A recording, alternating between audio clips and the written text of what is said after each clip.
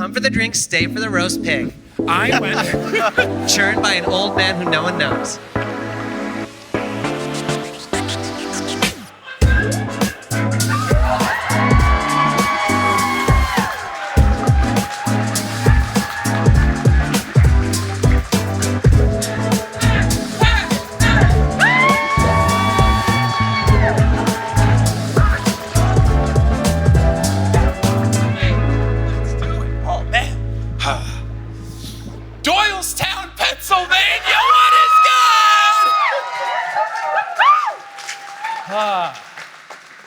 It is a delight to be here and not in the Bermuda Triangle here for the show.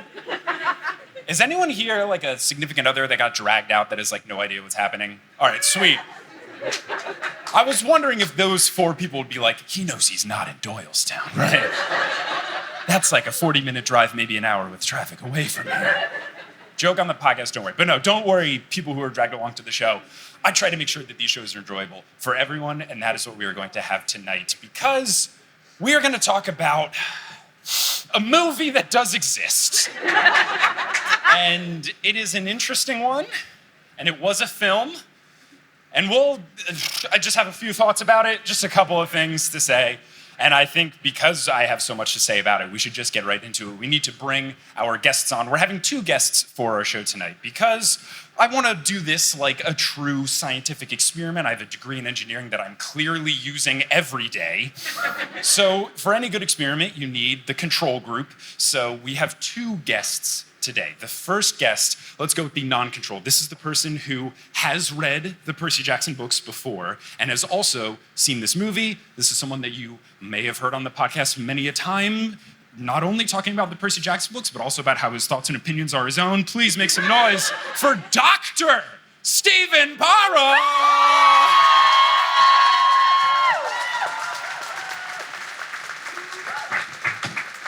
Thank you. Hello, Philadelphia! Good, I'm glad you properly announced the real place where we actually are. Oh, yeah. And Doylestown. Yeah! So, you've seen the film, you've read the books. We'll get your thoughts, but because this is the true experiment, we also have to have our control group. So please give it up for, and this is completely honest, no joke, non-embellishment, my wife's favorite stand-up comedian, Adam Mamawala!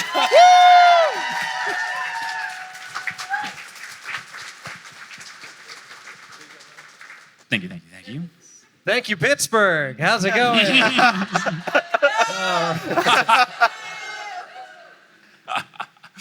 Yeah, I figured that one's a little more testy. I don't know if there's actually like a Philadelphia Doylestown rivalry, but it does feel like Pittsburgh versus Philly. So. Little more intense. So, it's not the heckling I crave. This is a podcast show, meaning it's a one-directional conversation.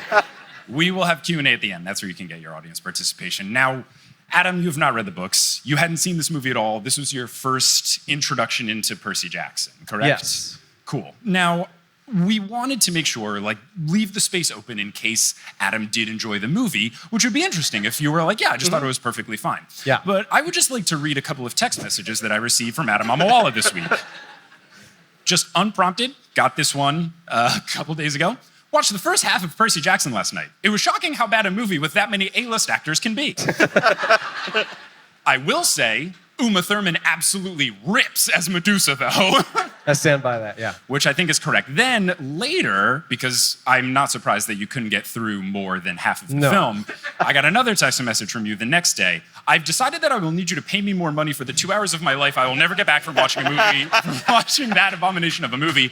I feel I may be entitled to compensation. And then the picture of the Celino and Barnes injured billboard ad.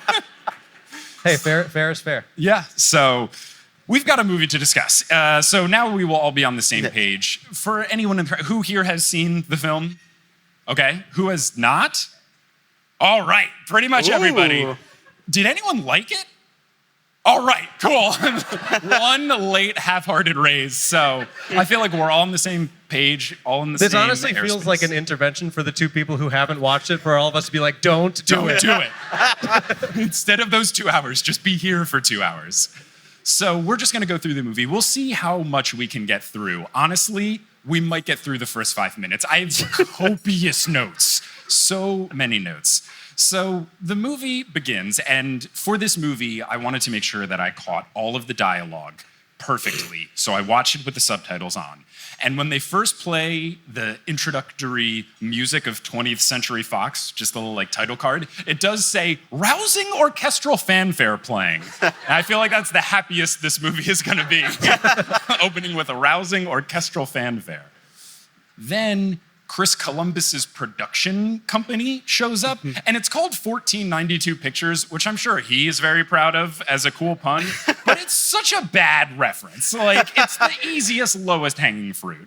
I don't know of a better one, but like, 1492, really? Because your name is Chris Columbus? Really? Have you ever read about Columbus before? Like, I don't know. Indigenous Peoples Production. Oh my God. So the actual film opens with a giant Poseidon with horrible CGI. Like, this movie came out in 2010, but I feel like the CGI is way worse than things that came out earlier, like the Lord of the Rings movies. Jurassic Park looks better. That came out 20 years before it. Yeah. Right. Yeah. Absolutely ridiculous. So he is giant, and he's walking past and staring down, for no good reason, a fisherman on a pier. Yeah. What did that guy do to Poseidon? Hard to say. Hard to say, indeed. Caught one of his friends. I guess, yeah. So then Poseidon approaches Coney Island, and he uses his water powers to form back from 10-foot form into regular human form, and he also goes from having traditional Greek armor to regular human clothes. He then, presumably, walks from Coney Island to the Empire State I Building? think he took the cue. He took the cue. Yeah. He took the cue. If he walked, it would have taken him 5 hours. Even on the subway, it would have taken him about an hour and 5 minutes. Why does he go to Coney Island? Manhattan is an island. There's so much other water. I actually have an answer. Okay. Have you been to Coney Island? Yes. There are some weird people in Coney Island. Okay. Really weird. It's the best place to go for something weird to happen, and everyone else doesn't think it's weird because there's so much other weirdness happening. Oh. This is my theory. I think that's a good theory, Yeah. actually. Thoughts? I mean, I think maybe this God powers, the MTA could finally run on time for once. So he makes his way to the Empire State Building. Now, Poseidon is played by Kevin McKidd. And I didn't know this until Kelly pointed it out. But he plays Dr. Owen Hunt on Grey's Anatomy. And I also didn't know this until I posted a photo of it to Instagram.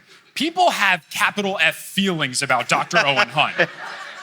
Apparently, he makes wild decisions all across the series. So I wanted to do a little bit of research. Now, this movie came out in 2010. He debuted on Grey's Anatomy in 2008. So they are riding that wave of his fame. Thank you. And here are some of the things. I found an article, the top 5 most hated things that Dr. Owen Hunt did on Grey's Anatomy.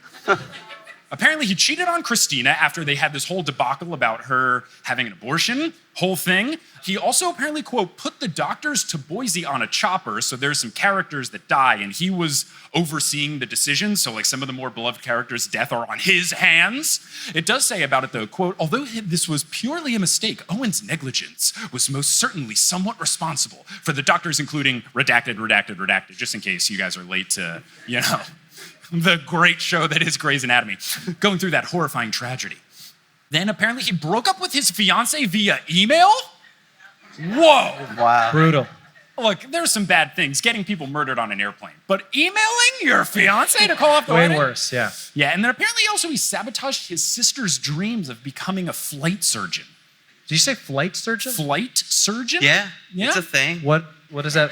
Doctor? What is Yeah, that? hi. Well, it's kind of what it says on the tin.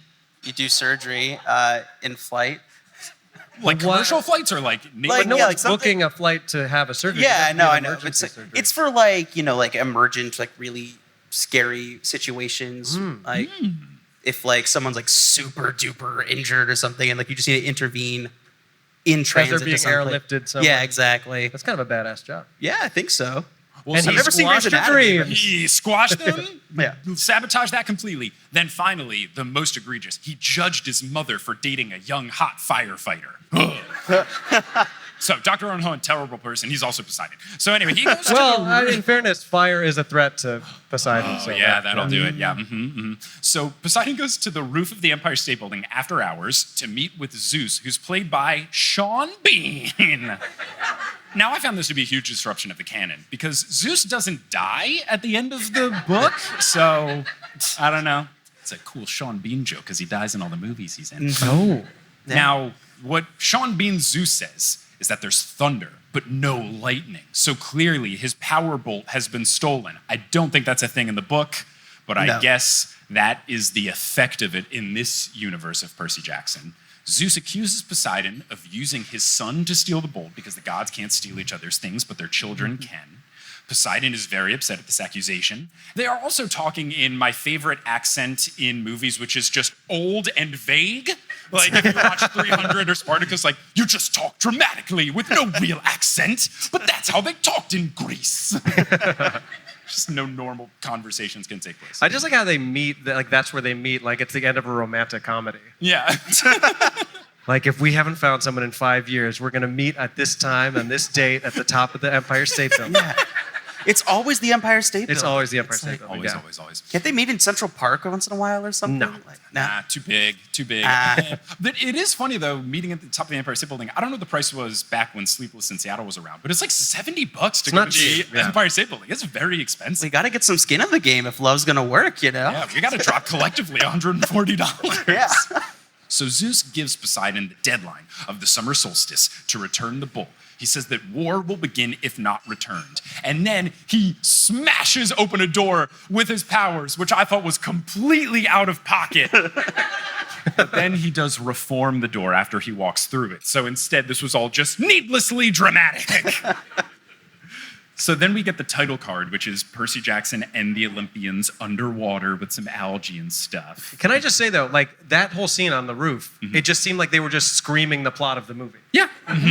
It is a thing that I didn't realize because I watched the movie the first time through. Me, Steven, and some other folks, we watched the movie just one time through. That's the thing that we streamed and put up on Patreon, and then you can still watch it. There were more things that I picked up on when I was watching this and taking notes. And with this thing in the intro, as you pointed out, and also all of the dialogue, they are constantly screaming in all caps, bold, and underlined, what is happening the whole time. Like, there's no dialogue about character development. The whole time is like, this is what we're doing. This is why we're here. So yeah, they say like the entire thing. Yeah. And I feel like they kind of do it in the book, but like I don't remember there being just like an explicit passage where they're like, okay, guys, here's what's happening, right? Yeah, pretty much. I mean, it's like, in the movie, it's like Sean Bean is like, you have until this time, at this date, this is the consequence. Percy is your son. I'm telling you this right now. Right. Like, yeah, in the book, you don't learn that Percy is the son of Poseidon until chapter 8, I think. Which feels better because it's like, wouldn't that be enjoyable to find that out later? Yeah, it would be intriguing. So when Right. Percy is confused by the water powers, you can be confused. Right. But right off the bat, 30 seconds in, they're like, yeah, his kid's Poseidon, his dad's Poseidon. Don't worry about it. You don't need to be excited or experience joy. So they show the title card, and then that fades into Percy Jackson being underwater. Then when they're doing this, they're also showing the credits. It is alphabetical after the original trio, and then you get some of the big names that show up in this movie. Logan Lerman does hold his breath for a really long time. I know this is shot in slow motion, but it does still feel like one take and like he was underwater for a very long time. I'm genuinely impressed by Logan Lerman. It looked like the kid from the Nirvana album grew up. Do you feel old? Yeah, This is the kid now. So he holds his breath for a long time. Then the character of Percy, he emerges, and Grover is there congratulating him for staying underwater for 7 minutes, calling him a beast repeatedly. Now, if this sounds off to you from Book Grover, here's a fun thing you can learn, Adam. Book Grover, the most opposite from the Grover you see in the film. Okay. He's supposed to be like shy and nerdy and a little bit awkward.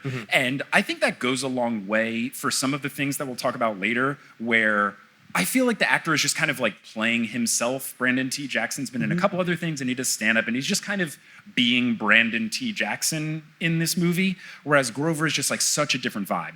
I don't necessarily hate it, like it's a choice. I don't love it, but it's just so vastly different from the book. Just very, very alarming. Now, Brandon T. Jackson is someone that you might remember from Tropic Thunder. He played the booty sweat guy in Tropic Thunder. I was like, oh, wow, I've seen him in that. I know he's in this. Did he do anything else? And I looked up his IMDb, and he hadn't done anything else. Then I found an article. It was an interview he did with Newsweek in 2019, where he believes that he and his acting career were cursed because he played a gay character in Tropic Thunder. So I'm very happy that his career has amounted to nothing.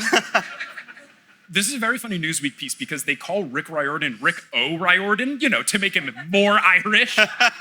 They call him Rick O'Riordan, and apparently Brandon T. Jackson is very into the Black Hebrew Israelite faith, and according to the article, it says Black Hebrew Israelites believe they are descendants of the ancient Israelites, and as such, Jackson said that his power source is connected to his bloodline. He believes he hasn't achieved the same level of success as stars such as Tyler Perry because he broke the laws of his religion. And it's just like, what a weird thing for him in 2019 to be like, my career isn't going well. What if I did a homophobic interview in the year of our Lord 2019 so that I can get my career back on track to be like someone who is still beloved in 2019, Tyler Perry?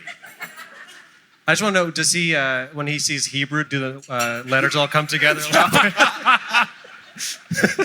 So Percy tells Grover that he likes being in the water, says it's the only place that he can think. I guess this would be more interesting if we didn't know that his dad was Poseidon. Yeah. Sure. No, I hate this so much because it's one of my biggest pet peeves in the film is that so much of the dialogue is non sequiturs. Because what leads into Percy saying this is Grover goes, wow, you're a beast. You held your breath for 7 minutes. How did you do that?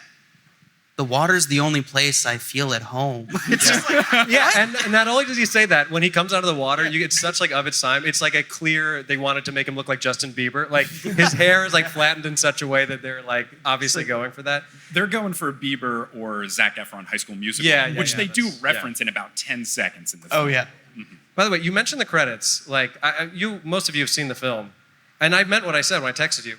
Alexandra Daddario, Pierce Brosnan, Steve Coogan, Rosario Dawson, Catherine Keener, Joe Pantaleone, and Uma Thurman. Those are some of the best actors in the world. How is this movie so bad? How is it so bad? It's almost impressive how bad it is. Chris Columbus. So, Percy says that's the only place he can think. Grover gives a very knowing look because Grover does know, I believe, who his father is. But we then cut to them walking through the halls, through the high school, and they are continuing the conversation that they had before. Now, when they started this conversation, Percy was still wearing a bathing suit and was still wet. So he took the time to dry off, change his clothes. Then they are walking through the hallway, and then Percy goes, oh man, I wish I could stay in the water all day. Like, what did they do for the past 13 minutes? Just say nothing? But then Grover responds, yeah, it really is high school without the musical, which I guess it's 2009 when they filmed it, so we gotta reference it. I'm also pretty sure this is the high school. It looks so much like the high school from the first Spider-Man movie. Like, it looks just like it. I was waiting for that guy to come and like try to punch Peter Parker in the face, and then the slow-mo fist comes through. Now, Miss Dodds comes in. There's a couple of differences here. In the book, she is the regular math teacher that just doesn't like Percy. In the movie, she's the substitute English teacher, which, fine, like it doesn't really matter. Like, I don't know why you would change it. But then she asks the class a question about Shakespeare's Othello. Like, if you're gonna change her subject, maybe you could have made her the history teacher and they could talk about Greek stuff. Or if you're gonna make her an English teacher, why aren't they reading the Iliad or the Odyssey? I knew she was shady as soon as she was a substitute teacher who was actually trying to do things. I was like, that's not right. Something here is off. No one would do that. Yeah, good call, good call. She asks the class something about Othello. She has a quote on the board. And then multiple people raise their hand to answer. But then she calls on Percy Jackson, even though his hand is not raised. And then he says that he cannot answer the question. They show you a little bit of his dyslexia by looking at the board and the letters kind of move around. He says he can't answer the question. She gets all upset with him. Then he walks home, and here's something wild. And maybe this is just a New York specific thing to me, but he walks in the lobby of his building, seems like a walk-up apartment type situation. So you're gonna walk in, there's gonna be stairs up to each of the apartments on the floor.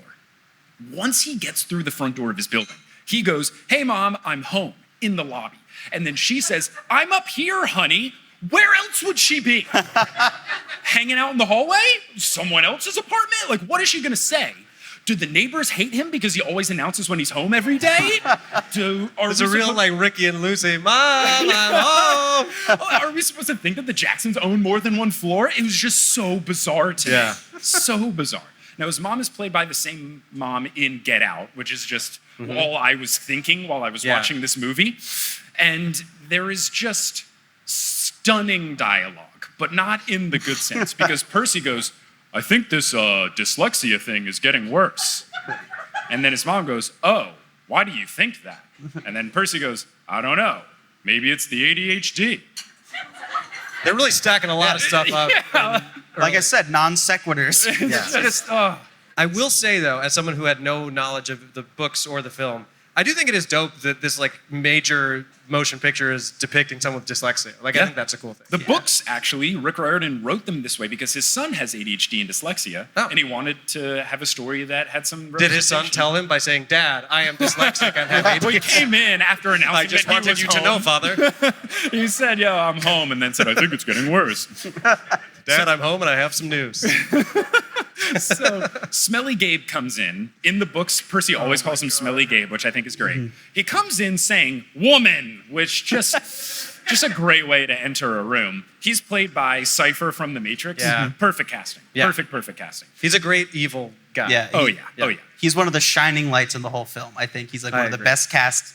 Does his role great. Yeah. He's one of those guys where like he could never be cast as someone good. It's like when he's in Memento also. He's great in Memento. Oh, he's wonderful. Yeah, and he's also a bad person in that too. Yeah. And then it reminds me of like when, who were we just talking about? The Underminer and The Incredibles? Yeah, but who's the guy who's always The Rhino? Paul Giamatti. It's a fun game of live taboo. I know, right?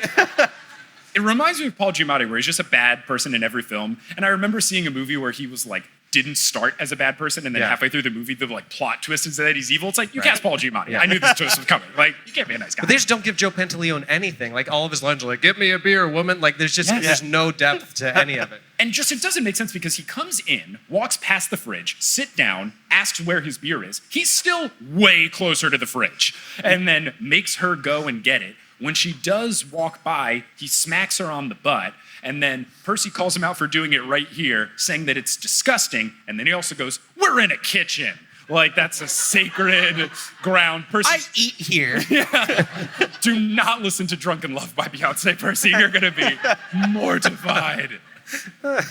Percy asks why Sally stays with him while Smelly Gabe is still walking into the bedroom. Like, he can for sure hear it. I kind of respect it from Percy, just to like fully fledged know that Smelly Gabe hears this whole thing. Sally says Smelly Gabe has been good for them in ways that Percy will understand one day.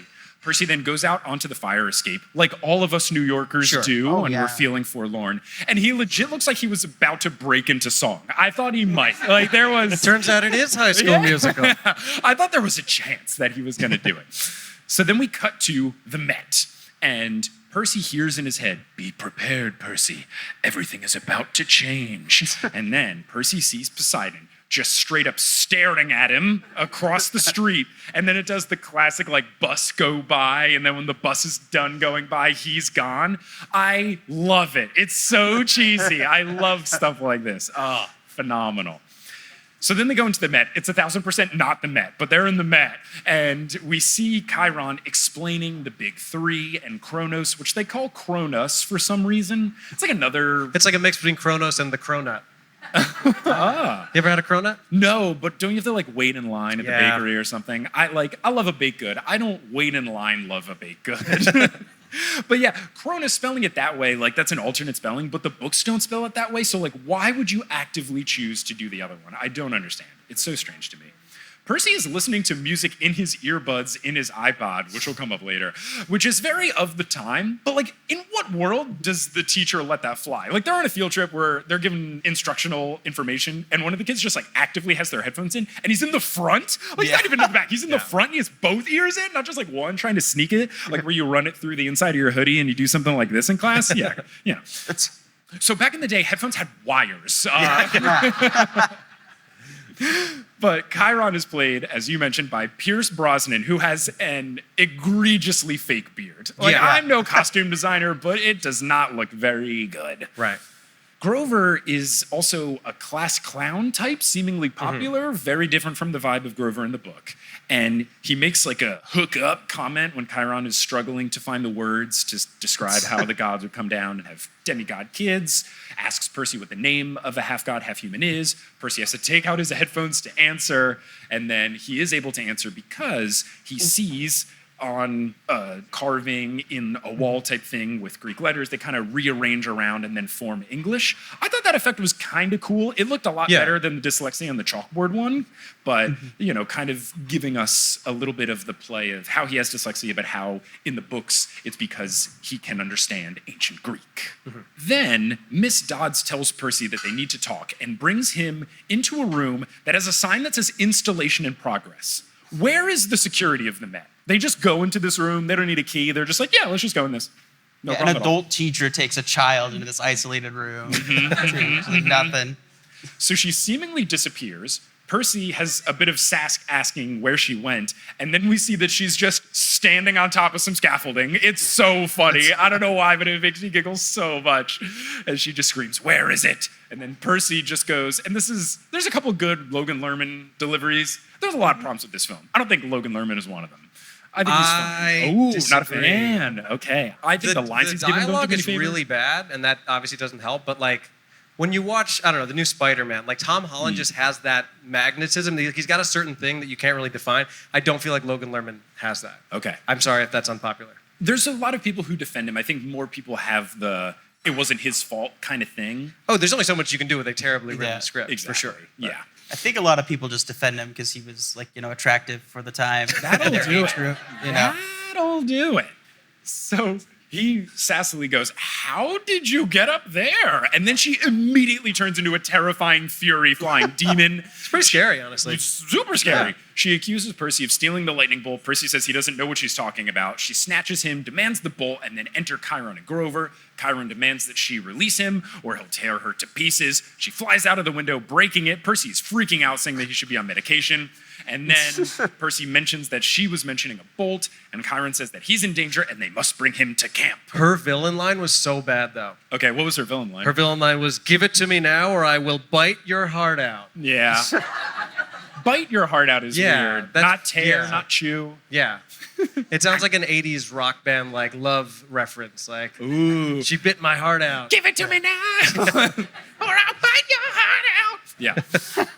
Chiron gives Percy a riptide, and this makes me very upset. And this is one of those things I feel like you might think we're nitpicking. In the books, Riptide the pen, which they never call Riptide, Riptide the pen is just supposed to be this like seemingly one of those crappy like plastic see-through ballpoint pens, just like a joke of a pen. And then it turns out to be this amazing magical sword with all this history. But in the movie, it's already bronze and kind of nice looking, which like I didn't like that the pen was nice. And then it's a clicky pen. It turns into a sword when you click it. You got to get your thumb out of the way really quickly. I was waiting. It's a design flaw for sure. I was waiting for him to be like, shit, man. Man, it really hurt. Ugh. Especially if you're one of those people who like nervously like clicks on clicks next to you. Yeah, It could be problematic. Yeah. I can never God own this forbid you pen. chew on it. So then Percy goes, "This is a pen. This is a pen." This, I think, is the best delivered line maybe in the whole film. But he is very flummoxed. Percy just won't drop it as Grover takes him away. And again, we have another continue the conversation scene because then they are across the street from the Met. They are walking across the street. And then Percy goes, "Yo, man, what is going on? What just happened?" So you walk through the whole Met, down the stairs, waited for the cross light, and then you go, "What's the deal?" Ridiculous. Now, then we get this kind of crappy scene of Percy just refusing to accept that Grover is his protector because of the crutches. And I feel like in the book it plays a little bit better because Grover is supposed to be someone who doesn't stand up to bullies and is non-confrontational and awkward, but because Brandon T. Jackson Grover is just this ripped, confident class clown type guy, the only thing Percy can do is say, "You have crutches, you have crutches." And it just feels, he really like drives it home. Like, "You can't defend me, you have crutches." And it's just like really uncomfortable. And thankfully, Grover in this movie beats the crap out of people with his crutches, so proves that wrong. But it just like really felt like they were driven it home. Grover does call Percy Purse. I love it. I think that's good. It never happens in the book, but I appreciate it. And then they go to see Sally, who is serving Smelly Gabe and his friends beer at poker night.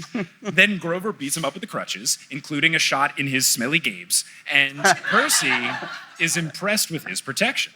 Then they head out and they wait. They go in Smelly Gabe's car until they are halfway across the Queensboro Bridge. And then Percy asks, "So what's going on? What have you been talking about for like 50 minutes?" Probably why Grover's sitting in the middle seat, in the back seat, just It's so he my can see. least favorite movie TV thing ever, is when there's only one person in the back seat and they sit in the middle because they just have a camera at the front windshield. It's really, really frustrating. It's so frustrating. Well, maybe if you had goat legs, you'd sit in the... Maybe if what? If you had different kinds of goat legs, legs. you Yeah, would maybe. need some more room. You want a goat spread. Yeah. Oh, you gotta. Yeah. Okay. Sally starts explaining Percy's father, says they met on the Jersey Shore, which I loved. Like, strange romance on the Jersey Shore, that tracks. And Sally... That's why I came into Coney Island. That's where they met. But New York Brooklyn. Shore. yeah. Same Forgot I vibe, said different that. state, yeah. Sally paints this whole good guy persona of Poseidon, and then it is now nighttime, and they are getting close to Camp Half-Blood, and then we see the Minotaur, who throws a cow into the middle of the road to get them to stop. Twister vibes. What vibes? Twister. Twister, yes, And there's of course. cows flipping around. Yeah, just so rude. Like, what did that cow do to anyone? So then Grover removes his pants to reveal his goat legs and breaks out the window so they can get out of the car. And Percy goes, "You're half donkey?" And he goes, "I'm half goat."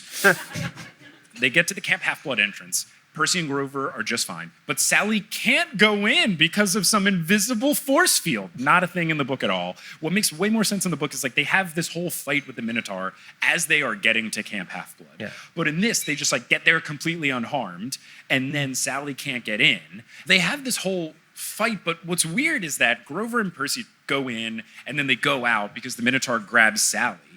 But then the whole thing happens where Sally kind of disappears, and we later learn that it was Hades bringing her to the underworld. But then Percy and Grover, even though Sally goes, "Go inside, you're safe in there," rather than just go inside the safe force field, they fight the Minotaur. Why? Why would you fight him? Just be like, "All right, I'll see you later," and just like go in. What is the point? Why are you doing Well, aren't they it? trying to save the mom? No, the mom's already gone. Oh, she's already gone. So just like out of vengeance, he's like, "Well, I guess I'm gonna kill this giant thing with this sword I've never used before." Click. Okay, here we go. Just go in. Weird. So they have the whole fight. It's not as cool as how it happens in the book. The horn breaks off, whatever. And then Percy just kind of faints from exhaustion. So then we have Percy wake up in the medical wing. It looks like a Civil War triage. Yes. And why is it so bleak? There's just like Yes. cots everywhere. Yeah, there's a bunch of people in there, I guess all just from training, not even like a real battle or anything. Kelly made a good observation when we were watching it. It makes sense, Chris Columbus, the guy who directed the Harry Potter films, it's just like Harry Potter vibes. They're like, well, what if we made everything needlessly old school? And there's like tarps all around, and the whole medical cart is this like big wooden wheeled thing. Like they just make everything like weirdly old school for no reason. And it's really sad because this scene in the book is like one of the quintessential Percy and Annabeth moments where he wakes up and she does the classic thing where she says the joke of "you drool when you sleep." It's this whole like cute thing. But instead, we'd meet Annabeth way later, and it's way worse. We just have Grover in a leather tank top. Okay. And while he's there, we have someone getting wrapped up, and they are wearing jeans and shoes, and they're getting their leg wrapped up with like a medical bandage. I pointed this out on Twitter. Someone pointed out, and Kelly pointed out to me later, that like the pant leg is kind of like rolled up a little bit like this, but like Dr. Don't do Parra, that. Wouldn't you like remove the pants? As a medical doctor. Like, yeah, you as have- a doctor, keeping the jeans on? No. I mean, I think, maybe Chris Columbus might have gotten in some trouble just pulling jeans off of a kid to wrap up a leg, but like, maybe just don't shoot that. I don't roll know. them up. Roll them up. Yeah. Just like wrap someone's arm? Like, I feel like Yeah, there's so many other exactly. choices Yeah. to make. I don't know. Very weird. So Percy realizes that this isn't a dream. He thought it was all a dream, but then he sees Grover's revealed legs. Grover says that he is a junior protector and he doesn't have his horns yet. I don't think that's a thing. I think Grover always has his horns. Yeah, it's from It's a Wonderful Lightning Thief. Nice. So while Grover is explaining the reality of all the Greek stuff, he does call Mr. Brunner Mr. Bruner. Even though earlier in the previous scene, when they were talking about the sword, when he says, oh, use the pen that Mr. Brunner gave you, he calls you Mr. Brunner. How does no one catch this? The director, the people shooting it, the editors, no one. He's Brunner up until this point. He's Brunner the rest of the film. Yeah. I feel like when Percy realizes that it's all real, he handles his mom's death super well. Yeah. Like, really, he's just like, well, that sucks. Want to show me around? Like, what is happening? His mom was he realized that his mom was consumed by a Minotaur, and he's like, well, can't win them all. Let's where do they have the snacks? Yes. So Grover is showing him around the camp, and he has a line when he starts explaining the whole like demigod thing. He says to Percy, yep, you're a demigod. 2 points for Percy Jackson. Which I guess Chris Columbus was like, well, I said you're a wizard, Harry, in the first Harry Potter movie, so clearly this book series needs someone very clearly saying this, even though it's painfully obvious from the beginning where they said your son. Ridiculous. Grover then explains the whole ancient Greek dyslexia and battle instincts ADHD thing. Annabeth is the one to describe this to him in the books. Grover is just getting a whole lot of Annabeth stuff here. There is one point where while Grover is describing this to Percy, he's talking to him like this, and then when he says the ADHD thing, he does a full circle around him, and Percy does not move. Like, they weren't walking, it wasn't like an in-motion thing. He's just standing in front of him, and then like jazz squares around him, and continues talking about him. I don't understand it. It was just absolutely bizarre. Absolutely bizarre. Almost makes you feel like Grover has ADHD. Yeah, like that's the only Stand in thing. one place and talk to me. What do He's you like, do? I gotta do a circle here. So then they walk out into a field for battle training. It is the most this movie was shot in Vancouver scene I've ever seen. It's definitely not Long Island. No. Yes, as Long Island person who's lived there before, there's no mountains and lakes and evergreens of the wrong type. No. Yeah, just painfully Vancouver. So they then see Annabeth fighting off 5 dudes at the same time with terrible fight choreography, just so unbelievable, really bad posing and stuff. Percy asks what her name is. Grover says, oh, she'll tear you to shreds. And then Percy goes, her name. Because he's like a weird womanizer-y type where he's like, I gotta figure out who this piece of meat is. Like, it's just super duper strange. Nothing like the books at all. They then stare at each other. And then Grover takes him to the coast to see wild centaurs running around. Also, not a thing. But Chris Columbus is like, well, this is the Forbidden Forest, so yeah, the centaurs run around. Then Chiron is with them. He kind of turns off and kind of goes up with them. Percy calls him Mr. Brunner twice to his face, even though that's not his name. Then we meet the Aphrodite daughters, who are just bikini girls in a Natural Springs hot tub. And then Grover's so horny. Oh, well, Not yet. I didn't even mean it that way, but I gotta say about Pierce Brosnan. What's his name again? So Chiron is his Greek name. Chiron, Mr. okay. Brunner is his teacher name. Mr. Brunner is his alternate name. All right, I'll go with Chiron. So at first we see him like with a fake beard in a wheelchair. Then he's a centaur. I honestly think that Pierce Brosnan was like, everyone sees me as James Bond. I want to do something different. And his agent was like, Pierce, do I have a movie for you? I also love when You'll be the least Bond anyone has ever been. I also love when he finally comes to Percy. He just holds his arms out like this. Sorry, podcast listeners. He just holds his arms out like this the whole time. It's just, they're very far from his body. He's like, Percy, I meant to tell you. Yeah, I'm sure he was standing in some strange thing because of horse needing to CGI and stuff, but his arms just reek of, I don't know what to do with my hands, Ricky Bobby, where they're either like crossed arms, but not close enough, because I guess if they were too close, they couldn't like transition his chest. Yeah. And then if they're straight down, they're like weirdly in front too much, because I guess they would like clip with his hoarseness if he held them by his sides. So he's either like this, like he's trying to do the I Dream of Jeannie thing, or they're like really far in front, like he's getting ready to like do a deadlift. I don't know. It's super weird. It's so awkward the whole time. After the whole Aphrodite thing, Grover like runs over because I guess he's just, a horny teenager in this one. So Chiron then laughs this off, goes, oh, satyrs. Satyrs are not after the Aphrodite girls. They are after nymphs. Nymphs do come up later in the movie, so it's not like nymphs don't exist. but I don't know. We just got to make this Grover thing. It's one of the randomly more accurate to like Greek and Roman mythologies that they're more like revelers and party animals. Sure. But it's not the book at all. No, I feel like a lot of the choices in this movie was someone just being like, oh, well, here's what they are in every other adaptation. And that's what they do for a lot of the characters. And what makes Percy Jackson fun is that's not what they do. It's a lot of like, oh, I never thought of it that way. But Chris Columbus was like, that's weird. Why don't you do the obvious thing? So then Chiron takes Percy to cabin 3, which is the waterside cabin built for people at the House of Poseidon. Now, what they do in the actual books is that there's a cabin for each house where all of the kids of that godly parent heritage live. And that's where they stay when they're at camp.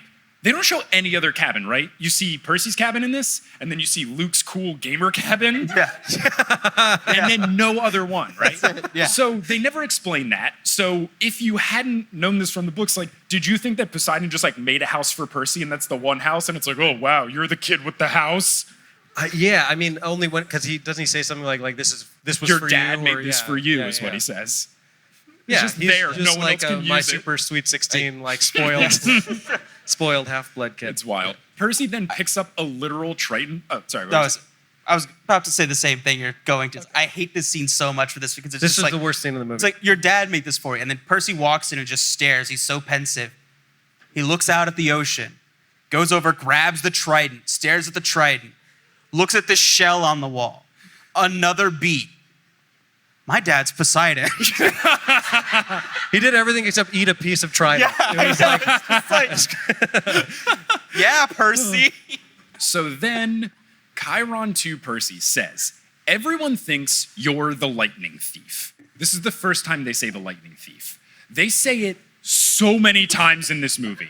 So many times. And just to check, I pulled up my very legal PDF copy of the book, and I controlled F4, the lightning thief. One result, the cover. That's it. They never say the lightning thief, the lightning thief. They say it so many times in this movie because Chris Columbus thinks we're all idiots that don't know what's happening. They can't just say like, people thought you stole the bull, whatever. It's always the lightning thief. I will call it out every single time. It infuriates me so much, so much. So Chiron and Percy start talking. They have no chemistry. There's none. There's no love. There's no mentorship.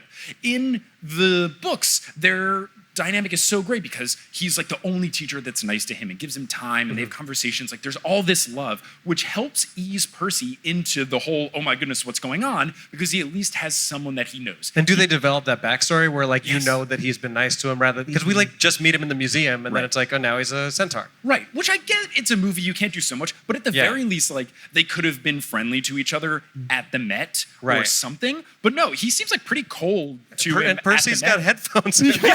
It's so big. He actively So- doesn't like him. It just doesn't make it just really ruins the dynamic where Percy just like has no one except for Grover here. It's very strange. So Chiron's plan is that he wants to take Percy to Olympus to prove his innocence. Not how it goes in the book at all. Chiron says that Percy has to train because once he gets outside the gates, he will be attacked. And then he calls all of these campers to come around, including Dylan and Paris. No, just fake names, right? Not people that show up at all. They No. could have used real names and then fans could have done the Leonardo DiCaprio pointing at thing Yeah, name. yeah, yeah. But they're like, what if we pick 2 different names that aren't in the book at all? Shubes, before you get too far, Yes, if I may. please, yes. This was my least favorite line in the whole movie. Ooh, okay. In that scene where they're in the secret cabin, whatever the hell it is, Mm-hmm.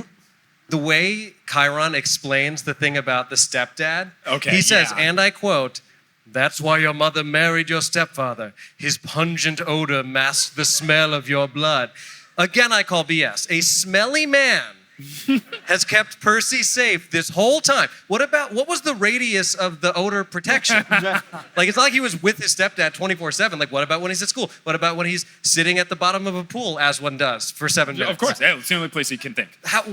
Does it make more sense in the book? Yeah, so in the book, it's like a twofold thing where monsters have a sense of smell for the demigods. So it's partially because he is so smelly, but they also kind of explain he's just like so egregiously boring and such like a bad human mortal person that it like that is what emanates more than just like the literal smell sense. Okay. So it's twofold, and they actually talk about monsters smelling you as opposed to Chiron just saying like, once you leave the gates, all bets are off, dude. So yeah, it definitely is explained more. It's still kind of like, but it makes more sense than just like, well, he smells bad, and thus she must marry him. Yeah, super whack, super duper whack. So Chiron calls over these people like our good friend Dylan in Paris, who we love, and then he begins to set up Capture the Flag, saying that Percy needs a team. Luke then comes up and offers to take him on the team. He introduces himself as Luke, son of Hermes, and camp leader. Not a thing. There is no camp leader. That is just absolutely nothing. Luke then does my least favorite joke in real life, where someone just lies to you and then goes, I was just messing with you, which is not a joke. Not a joke. So he does that, which I hate. He then gives Percy a helmet and then says, welcome to the Blue Soldiers, as if that's the name that they have. So then they start. I've played a lot of Capture the Flag. I don't know if you guys did as kids. This is not Capture the Flag. Everyone is just in the woods. Someone just says, like, go. And then it's a D+ version of a fight scene from The Lord of the Rings. Everyone's just trying to murder each other. No one's going for the flag at all. It's just combat. And why do so many of these teenagers have beards? Oh, there's so many old people. There's so many 30-year-olds. People have tattoos, so they're at least 18, unless they got illegal tattoos. So these people are legitimately trying to murder each other. I have in my notes, these people are all trying to murder each other, and they're also 30. Percy and Luke then run off because Luke knows where the flag is. Okay, why doesn't anyone else go? So then he kind of has to fight off some other people and tells Percy to go. Percy does fall as he's turning a corner, which feels unintentional, but I love that they kept it in because it does feel genuine for someone confused. I actually enjoyed it. So then Percy sees the flag after drinking some water just to get hydrated. And then he sees the flag, he's like, no way. And then Annabeth flies out of a tree, very Crouching Tiger, Hidden Dragon, really much strapped up to some sort of thing, flies out of the tree, and then kind of sexy taunts him. And then they start to fight, cuts his hand, cuts his face. A bunch of people join to watch, not to grab the flag, not to defend the flag, just to watch. And then she gets a bunch of more slashes in on him. And I was so furious. And as we were watching this movie, I made the realization, she's just Clarice and Annabeth formed together in this movie. She's just a morph. There's another character, Clarice, who's a bully and tries to beat Percy up. And they have this whole back and forth. And in the Capture the Flag game, gets really aggressive with him. That's how he learns what his powers are. They've just brought the two of them together. But they've brought together Annabeth, his best friend and love interest, and Clarice, the bully who hates him, and turn them into the same character. It is the most bizarre choice possible. Because there is no Clarice in the movie, right? None at all. None at all. So they just give all of her stuff to Annabeth, which makes no sense. No sense at all. Just like her primary battle strategy to hide in a tree until someone comes to the flag. Right. She's the daughter of the goddess of strategy. But she does come out and she goes, my mom's Athena, which is why I'm super smart and stuff. Cool strategy, stand near flag. Yeah, real tough one. So then Percy's on the ground, almost murdered. Also, wait, I didn't realize this. If she was there, yeah, couldn't she have just already captured it? Well, it's her team. She's on the red team. Okay. So she's defending the red flag. Because I'm I assuming that there's a red team flag and a blue team flag. Okay. But no one is going for the blue team flag because they're all watching Annabeth fight Percy. Sure. Okay, that makes sense. I get it. So then Percy's on death's door near this little creek, and then a voice tells Percy to go to the water, and the water will give him power.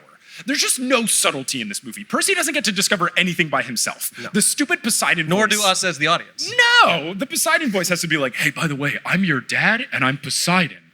Go to the water because Poseidon is the god of the sea, so the water will heal you. So literally just says go to the water, it will give you power. There's this weird water CGI healing thing. Then people from the Blue Soldiers, capital B, capital S, show up.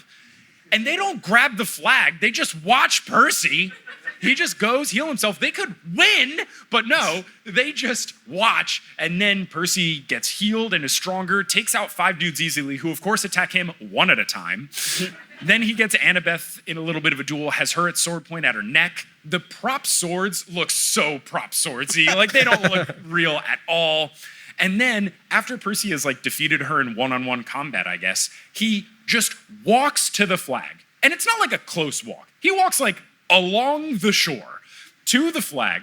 The red team literally parts out of the way to let him through, to grab the flag. And he apparently doesn't even need to take the flag back to the base. It's just capture the flag. We're like, once you get the flag, that's it. He grabs it, lifts it in the air, and then we get a celebratory bonfire. It's the worst game of capture the flag I've ever seen. I was livid.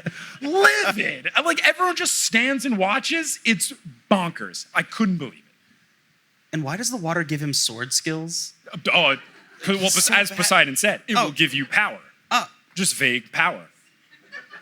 Yeah, this really is a bad game of capture the flag. It's a really bad game of capture the flag. Now, this is a good stopping point for intermission here. So if you're listening to the podcast, we'll break for, I guess we're back to the lightning brief because we're covering the movie. So let's all say goodbye to the podcast people. Goodbye, Podcast people. Hello and welcome to the return of the Lightning Brief. We are back. I wish it was under better circumstances, i.e. us not talking about this movie. When we do the Lightning Thief musical, the Lightning Brief will be back and it will be much happier times. But let's talk about some updates with the show. First, in regards to this episode, we did have people filming the show, and I should have a video version of this episode live on the TNO YouTube page. Just search Newest Olympian on YouTube and you'll find it. If it's not up right as you're listening to it, it should be up in a little bit. Maybe I was working on it throughout the day Monday. Who's to say what future Mike gets up to? Second, you may have heard this on the feed yesterday, but it is true. We are coming to Paris for a show. I'm sorry that I didn't announce it earlier. It just wasn't certain that it was going to work, and I felt weird about hyping up a show that might not happen. I didn't want to get people's hopes up and then crush their dreams. But on the flip side, that does mean it's short notice. The show is this coming Sunday, so that is less than 1 week. That is November 26th. We have a TNO show at 6 p.m., and we have a Potterless show the same day at 9 p.m. You can come to both shows. Tickets are just 25 euros. There's no fees or anything. You just pay 25 euros straight up. So I tried to keep the price as low as I could to where I wouldn't be in the red for the show. I might be in the red for the show, but come through to the show. It's going to be fun. And I'm really excited to have it. I was unable to go to Paris on the Europe tour. Paris just missed the cut of the cities. So Kelly and I were able to fit a show into our existing vacation. And I hope that you all come through. I believe Kelly and I are going to be covering one of the spin-off books, which is Percy Jackson's Greek Gods. There are these two spin-off books called Percy Jackson's Greek Heroes and Percy Jackson's Greek Gods.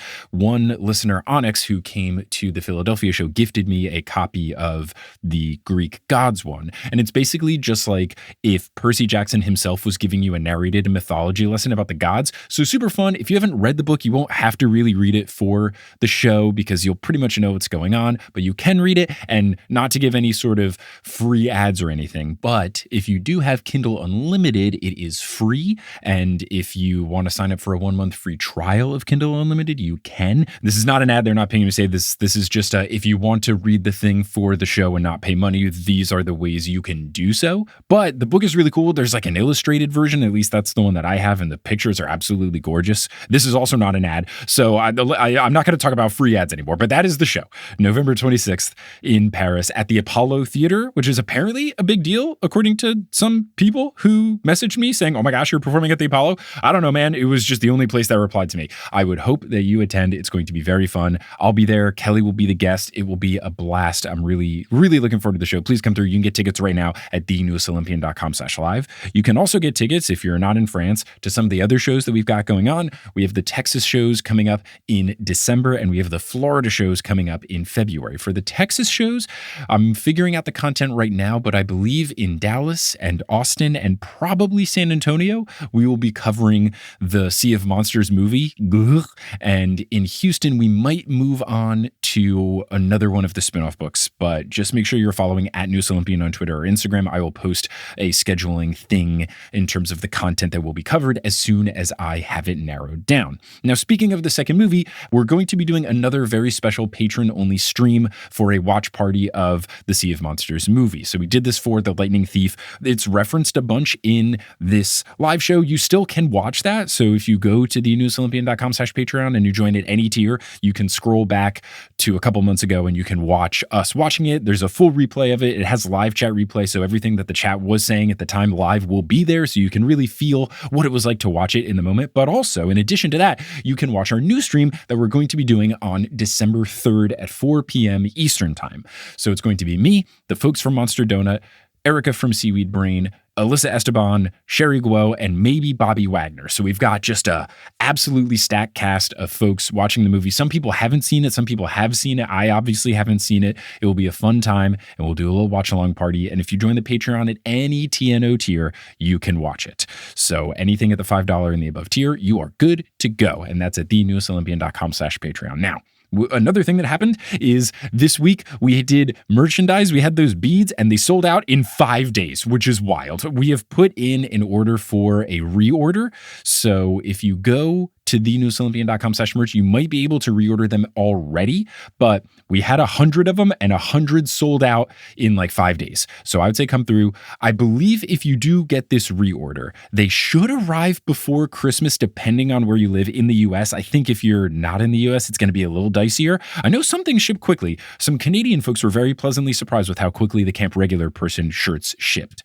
So if you're getting Christmas or other holidays, I know not everybody's celebrating Christmas, but I believe at least what the merch people told me is that it would ship and potentially arrive by December 24th. So around the holiday season, depending on whatever you're celebrating, but that is up and you should be able to get those, if not today when you're listening to this, sometime this week. I'm working with the merch team to get that restock up. It's just that they went out of stock Friday night. So the weekend happened and now it's Monday. Now, I spoke about the Patreon. I want to give a shout out to the folks who've joined the Patreon most recently, and I'm happy to say we have completed our backlog. The best problem to have possible. I never say more than 50 names per mid-roll break just to try to keep this section a little tighter. And we're done with the backlog, which is pretty cool, but we might get a new backlog if a bunch of people join for the Movie 2 stream. So shout out to our newest Mega God tier patron, Dan Stefan Runberger. Shout out to our newest Super God tier patrons, Mr. Pickles the Hedgehog, Mortem, and Danica. Shout out to our newest God tier patrons, Underwater Bubble, Hannah, and Lucky Elshoot. And shout out to our newest Demigod tier patrons, Catherine Thaxton, IOQ or Yak, Mech the Merciful, Lulu, Claire Garland, Katya Nusianen, the legendary Schwa, Crystal Chavez, Christina Sommer, Exo, The Arrow Dodona, Heidi, Jenna Marie, Emily, George P., Clara Weinert, Annaline DeGroff, and Amazonian Girl. I'd also like to do a name correction for Manuela Frey, and I want to give a shout out to Shooby Dooby Doo, who upgraded their pledge. Thank you all so much for your support. May Hestia bless you that you never accidentally put clothes in the dryer that aren't supposed to go in the dryer. You know, she's the goddess of the home and the hearth, and what is more home and hearthy than the dryer in your own home? If you have a dryer in your own home, shout out to my laundromat gang out there. Now, if you're all caught up on the News Olympian and you're looking for a new podcast to listen to, I am an independent podcast boy and I make a whole bunch of podcasts. I think you would enjoy some of those other podcasts. One of the podcasts I think you might enjoy is Potterless. Potterless is similar in structure to the News Olympian, but it's about the Harry Potter books. It is what I made before I made the News Olympian. You can hear me go through the process of starting something as a hobby and then it becoming a side job to it becoming my full-time job, which is a fun process. You can hear me slowly get better at hosting and editing, and my sound quality gets better and all this kind of stuff. Also, if you're looking for something a little more raunchy, I mean, it's not raunchy. I say curse words in Potterless, so if you want something a little more explicit, if you want something that's a little more, 18 and up, I feel so weird describing this. If you want something that's a little edgier, I guess, go and check out Potterless. It's a fun time and it's a good listen. I'm putting up a new live show episode soon, so you can listen to new stuff, you can listen to old stuff, whole bunch of stuff there. There's over 200 episodes, so if you're really looking for something to listen to in between TNO releases, check out Potterless. Search Potterless wherever you get your podcasts or go to potterlesspodcast.com. Now we're going to move on to sponsors. Just a heads up that I do have some new sponsors that I think you would enjoy. One of them is Uncommon Goods. We'll talk about it after the little transition, but Uncommon Goods is a pretty solid one, especially with the holidays coming around. And there's some other new sponsors that have been coming into the mix. So now is the point where we're going to hear words from some sponsors and make it feasible for me to be a full-time podcaster. Some of those will be read by me and others of them won't. The ones that are not read by me are inserted locally. So if you live in France, don't be surprised if you hear an ad in French. And also don't be surprised if you hear me saying, hey, come to the show, because I've set a ad to deliver for people in/near France to come through to the show. But once those ads are complete, we will get back to this episode of The Noose Olympian. This episode of The Noose Olympian is brought to you by Uncommon Goods. Let's say hypothetically that you are Paul Blofus and you are Percy Jackson's new stepdad and you want to be a cool stepdad. You want to get him something fun for the holidays that are coming up and you just don't know what to get him, but you want it to be fun and unique. What could you do? You could use Uncommon Goods. Uncommon Goods is here to make your holiday shopping stress-free. They scour the globe for the most remarkable and truly unique gifts for everyone on your list. So whether you're shopping for mom, dad, teenagers, in-laws, your best friends, your strangers, your Secret Santa. Uncommon Goods is here. They can get you stuff that will be beloved by everyone in your life. I ordered some things for the holidays from Uncommon Goods, and I'm so excited. If you're my parents, do not listen. Skip ahead right now. So my mom loves Christmas ornaments that signify big events, and we went on a vacation this year, so I got an ornament that was themed around our vacation. She just called me on the phone today saying that she wants an ornament for Christmas based on a different trip. So, oh my gosh, I knocked it out of the park. I'm so glad Uncommon Goods is here. But they have so many other meaningful, wonderful gifts that you can get for people. You can customize a lot of the gifts too, which is really cool. And they've got art, they've got jewelry, they've got kitchen stuff, they got things for your home, for your bar. They have all sorts of stuff. Check it out. It's truly fantastic. And on top of all of that, they give back $1 to a nonprofit partner of your choice with each purchase. That's great. They've donated more than $2.5 million to date. So if all this sounds good, check out Uncommon Goods. To get 15% off your next gift, go to uncommongoods.com/TNO.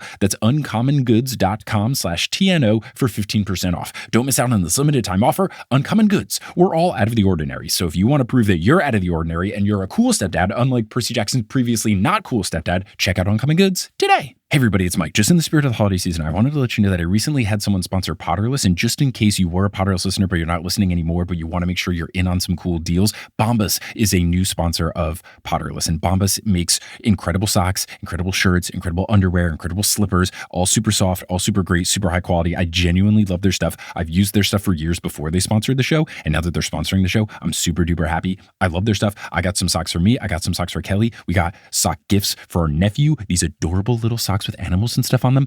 I just wanted to give you the heads up in case you were looking to get someone socks for Christmas. They feel like a new Pixar and Disney line, just like adorable stuff. Really, this is just me letting you know that if you go to bombas.com/Potterless and use code Potterless, you can get 20% off your first purchase. So that's BOMBAS.com/Potterless and use code Potterless at checkout. Bombas.com/Potterless, code Potterless. Just giving you the heads up if you're like, yo, I'm going to get somebody socks or something for Christmas and I want a discount. You can do that. I just want to help you all out because Bombas is not sponsoring the show, but Potterless, but why not spread the love?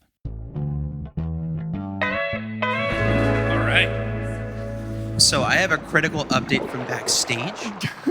What happened? I was informed by my smartphone that flight surgeons are actually a lot more than what I said. They're just doctors for the Air Force. It's just in Grey's Anatomy, since they're all surgeons, that's what that meant. And that was my only experience with it. Yeah, so don't at me, doctors. Or if you do, just email Brandon Grugel. Yes. Brandon Grugel no longer has Twitter or Instagram, so email Brandon Grugel. There was one person who did. There's one, but not with like a thing. They would just like sent a joking message of like, hey, you should listen to this episode of the News Olympian. And Brandon screenshot it was like, what happened? It's really good. We left off at the celebratory bonfire, which definitely happens in the books. And there's also some old guy roasting an entire pig. Yeah. I got some thoughts on the bonfire. Okay, yeah. Do you have anything else? But I don't want to step on your really toes. Quickly, who is the old guy roasting an entire pig?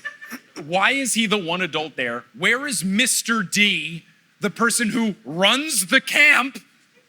Anyway, what are your thoughts? I just think it's very funny that there are just like random, seemingly like college girls at the bonfire who are like, hey, you want to hang out later?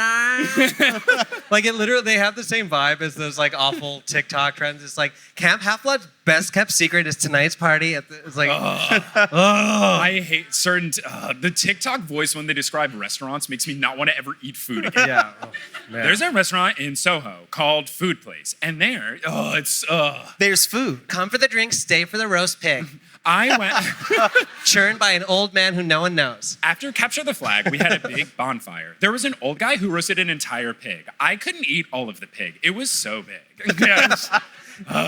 God. So yes, these three girls nervously ask Percy to attend a party they are having later. Where? I think they even say like in our room or something. Very strange. Also, the girl in the middle is at least 30. She is so old. She is so old. Annabeth then says, beat it nymphs to them. So they're not even campers. They're not even people who have a cabin, if cabins exist at this Camp Half-Blood. But they're just the nymphs who in the book live in the trees. So what kind of party are they having? Any other thoughts of the bonfire? Was that your big thing? Well, not until Hades gets there. Oh, so then it's a real party. Percy brings up to Annabeth that she could have killed him there, which is true. She almost murdered the man. And then he mentions that he gets the vibe that she doesn't really like him. She explains that their parents hate each other, and I guess Chris Columbus just really read into that, where he was like, oh, so I'll just make them hate each other too, I guess, rather than be the main love interest of the series. So Annabeth, in response to all of this, says, I definitely have strong feelings for you. I just don't know if they're positive or negative yet. How? And then Percy, I guess kind of smoothly says, well, let me know when you figure it out. Like, the best you can do with that line. And what I've realized is that Chris Columbus is just making the love version of Draco and Harry. Like, he's just making dreary fanfic here. He's like really trying to make them enemies to lovers for no good reason. So then they take sips out of their goblets that have lights inside of them for some reason. Like, they're drinking light up flashlight You know when juice? people now get worried about like, oh, are they going to use like Chat GPT to write a movie? I think that happened. Yeah. Like, that's how bad this dialogue is. This was written by a bot. Yeah. So they take these sips, and then the bonfire erupts, and out from it comes a large, winged, humanoid, gargoyle-looking demon thing. And my first thought when I watched this, and you can, I believe, hear me say something to this effect, oh no, please don't be Hades, in the clip that's on Patreon. And it is Hades. He demands that Percy show himself, doesn't know who he is, just Percy, and Whichever one you are. yeah, makes him show himself, then explodes the food table for no reason. Roast pig. Yeah, I guess, but he just explodes that entire table. Absolute party foul. Chiron tells Hades to stand back. Chiron, what are you gonna do? Like, he's a giant flaming winged thing, and Chiron has a sword. Yeah, what are you gonna do? Annabeth even also draws her knife, like, yeah, I'm gonna, like, yeah, okay, cool. You're gonna do something. We're gonna stab the fire. So Hades demands that Percy bring him the bolt. In exchange, he will return his mother. And Percy says, my mother's gone. And like you said, it's like, I've been over that for minutes. Yeah. Hades corrects him, saying that she's alive. And he says that he sent the Minotaur to abduct her. Not a thing. In the book, the Minotaur is just like a monster, and because Percy is coming of age, the monsters attack you as you get older. It's just supposed to be like this random thing that happens, not a direct sending thing. Mrs. Dodds is supposed to be the person directly sent from Hades. So I don't understand why they have to throw this in there. I don't understand why the monster fight can't just be a why is monster it that fight. like the Minotaur can't get through the secret door thing, but Hades can just appear in this like supposedly safe place? Well, there used to be a tree. In the books, This is a book joke, yeah. Okay. There's like a tree that was another camper that was a daughter of Zeus that had like sacrificed herself to save her friends, basically. So there's a tree of her, and it protects the camp. So there's like a barrier around it. So monsters can't get through. And they just have a Jurassic Park entryway in the movie instead. Mm-hmm. And But still, what's the rationalization for Hades being able to just like appear there? Christopher Columbus decided it should be thus inside. I guess in this of- particular scene, Hades demonstrates very little respect for forest fires. Nice. Just he throws firebolts all around for Smokey no the good bear reason. would be mortified. He would be so upset. So he sent the Minotaur to abduct her, says that Sally is with him in the underworld, and that if Percy ever wants to see his mother again, he should bring him the bolt, and then he just leaves. Percy wants to go to the underworld, but Chiron wants him to stick to the plan. Percy then tries to sneak out on a quest, but Grover can tell what's up, and Annabeth also knows what's up. Grover wants to go along on the quest because he's his protector, and he's supposed to keep him safe. Annabeth wants to go on a quest because she's never gone on a quest before, and that's it. She's like, I've hated you the whole time, but I gotta get out of here, so let's go. So then Grover asks Percy, okay, how are you gonna get to the underworld? And Percy goes, I didn't think of that one. Where were you going? Where were you going? I know Jump down a sewer. Yeah, like, what are you gonna do? to the water, he needs to think. You know? That's true. So Annabeth has an idea of someone who might know where to go. So we cut to them visiting Luke. Luke is in a giant cabin all by himself playing Call of Duty on the PlayStation 3 on 2 different screens, but then there are screens everywhere, laptops, computers, external monitors, everything. He says something like, welcome to the modern world, as if the rest of the camp is as old schooly as the infirmary, I guess. But they talk to Luke, and Annabeth's reasoning of why Luke might know is that his dad is Hermes, And Hermes was one of the few to go in and out of the underworld, so maybe he told Luke how to do it. And Luke says that he's never met his dad, so he wouldn't know. But he says that he once snuck into his dad's house and got some cool stuff. What house? What house? Is he talking about Olympus? What house does Hermes have? And probably a nice one. Yeah, but like, so these things, the cool stuff, includes winged Chuck Taylors and a map to Persephone's pearls, which should allow them to easily escape the underworld, because getting in is the easy part. He still has not told them how to get in, but that's the easy part. Now in the book, Adam, the pearls do show up, but they don't show up until like halfway through the book. And then Poseidon sends a water goddess to give the pearls to kind of help them along the way. Doesn't explicitly say that the pearls can help you get out of the underworld. It's just kind of like, here are the pearls. They might come in handy. If you need an emergency, break them. But now, these things that are kind of just like not super important until we know that we need them become the focal point of the film. Like, it's something that's like nice and kind of neat in the book, but in the movie, it is the central driving force of the plot. They are not Persephone's pearls in the book. They are Persephone's pearls now. And the whole thing is that the map, which also doesn't exist, is supposed to lead you to the pearls. So this is the part where book fans, we just get so frustrated because it's just so off the rails and so needlessly off the rails. Like there's no absolute reason. Because what happens is in the book, they just start making their way to Los Angeles because that's where the entrance to the underworld is. So rather than this whole thing of like, you'll find the 3 pearls from this map, there's only 3 in the US. Thank goodness there's 3 of you. And then after you find the pearls, the map will then tell you where the underworld is. A completely different thing. And it's just so needless. But did people feel that the Harry Potter films were like reasonably true to the book? Pretty So what solid. the hell was Chris Columbus doing? Just flexing. He was like, I know everything. I know better than the guy who wrote all the books. Let me do some new stuff. So weird. Just hit him with the Chris Columbus originals. Just throw it in. So First order of business, not 12 anymore. no, Adults. They gotta be old. I can't deal with directing children. Give me Alexandra Daddario. She's 22. So they learn from Luke that there are 3 pearls in the US, of course, and the map guides them to the first location. The map, it's basically just the Marauders map. I think Johnny pointed this out in the stream. It's just the Marauders map. Chris Columbus is like, I know what to do. So it reveals Auntie M's Garden Gnome Emporium. But if you see the dot, and maybe some folks here, anyone from New Jersey come to the show? Okay, sweet. Oh my God, our beloved home state. Amazing. The dot, not in New Jersey. Certainly not New Jersey. It is way too north and east. It is like in, like maybe Westchester, maybe Doylestown, right? But it's not New Jersey at all. The dot was a location of an Auntie Anne's pretzel. Yeah. Oh, Auntie Anne's, not Auntie M's. Oh, yeah. Simple mistake. We've all made it. I do love the fact that they, even though it clearly wasn't that on the map, like it's very funny to me that Medusa's lair is in New Jersey. It's a great joke. It's good. I love the New Jersey representation that shows up. Now, Luke then gives them another gift, his favorite shield. And this shield is just Tyson's shield from later in the series. So later in the series, Percy meets his friend and half-brother, who is Cyclops Tyson. And Tyson makes this custom shield for him, and he engraves it with like all of their adventures that they've gone on together. And it's like this big sentimental moment. Tyson's really good at crafting things, and it's this really great thing. And then in this movie, Luke is like, oh yeah, I stole it from my dad's house. Here's the shield. Sucks so much. Luke then wants them to make one promise to him.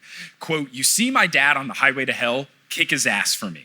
And then Highway to Hell by AC/DC plays on the music.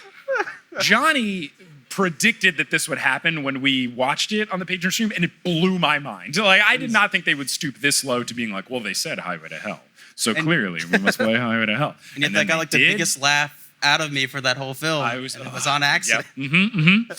So then they're taking a Greyhound to New Jersey. This is NJ Transit erasure. But then they go. Look, I love the NJ Transit. I'm just going to absolutely be a big fan of it. They then get to Auntie M's Garden Gnome Emporium. They enter. There are rats in a crate for some reason. I guess because she has snakes for hair. That's why they're there. They then find a fountain with gold drachmas in it. They only take 4, even though it's filled with thumbs. Those will come in handy later. Yeah, God, so heavy-handed. They then start looking around for the pearl. Then, a character actor who is acting her ass off. Oh, she ate. She runs in, screaming, grabs Annabeth, first saying, get out of here, she's coming. And then she says that her husband stopped for directions, but it seems like things are gonna get a bit rocky for the old hubby.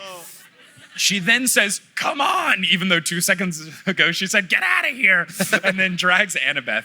And then we cut to Grover finding Uncle Ferdinand, realizing, oh no, my Uncle Ferdinand died because of Medusa. This is How him. would he know that? Yeah, he didn't know it in the book, right? No. He just was more creeped out by it looking like Uncle Ferdinand, which Yeah. is, yeah. It's just, And they find it, and he's like, oh no, he was killed by Medusa. Well, I mean, the obituary. Yeah, of course. yeah.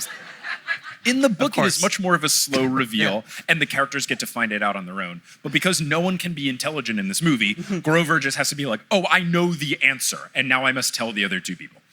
So he finds Percy. They're trying to find Annabeth. But Annabeth and the woman then approach Uma Thurman playing Medusa. The highlight of the film. It's so good. She So has wild sunglasses on and a big old head wrap thing that is straight out of the Michael Kors Cultural Appropriation Collection. She has the She's got a dashiki on. She's got this big leather Matrix Revolutions looking jacket. And then Medusa does the reveal of the whole backstory to Annabeth. Uma's doing great. The lady then gets turned to stone because she falls for the hypnotic voice thing, which they don't explain. So if you haven't read the book, you might wonder why people want to open their eyes. It's like a thing that we learn, that Medusa has this like trance where you want to do what she says. They never mention that though. But Percy then sees this happening to Annabeth, and he has the idea to use his iPod Touch as the reflective mirror. Unironically, this rules. It's incredible. I love it. I think it's fantastic. I have no complaints with this. Do you? I thought it was No. great. Okay, cool. So back in the days of wired headphones, there was this thing called an iPod Touch. Medusa then uses the statue woman because she freezes her, and then that woman has her hand around Annabeth's wrist. She uses the statue woman as a sunglass holder. Oh, it's so Yeah, it's a good. great touch. It's Yeah. a really good touch. Percy gets her attention, then she chases after Percy. And then she screams, son of Poseidon, I used to date your daddy. Even Uma can't escape from the terrible dialogue of this movie. And then she does the slowest game of statue dominoes imaginable. She pushes over a statue, and then roughly 87 statues fall over while Percy goes, I wonder what's happening. oh no, and then falls under one. Grover breaks Annabeth free with a line, which is good. He goes, need a hand? It's good, it's good. This whole scene is really good. Medusa says that she heard that Percy has the bolt, and he says, I don't have it. Why does everyone keep saying that I have this? She tries to get Percy to open his eyes using the magic powers, and she says that she's heard his eyes are as blue as the Circassian Sea, which I Googled because I was like, where's this? It's apparently near Russia? Okay.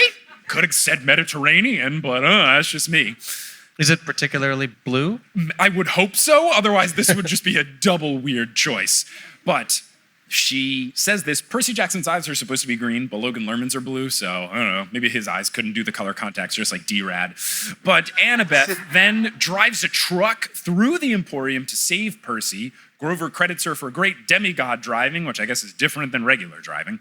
Percy sneaks around and then beheads Medusa, and he does go, and I love this, he goes, heads up, and then swirls the sword twice and then puts it away. Oh, it's so good. It's so good. The one thing that confused me though wasn't like right before he beheads her, wasn't she starting to look at the iPod? Like, why didn't she turn herself into? I don't know if she can do herself to stone, or maybe the iPad because it was far enough away. Yeah, I'm well, not the sure if that is a reflection good shouldn't question. do it, right? That's how Percy could see her in the first place. Oh, right, so right. Yeah. They it was just to She show was just Percy distracted. yeah. She was distracted Yeah. by the new technology for the Exactly. time. Yeah, she was like, oh, how many, is that a 32 gigabyte?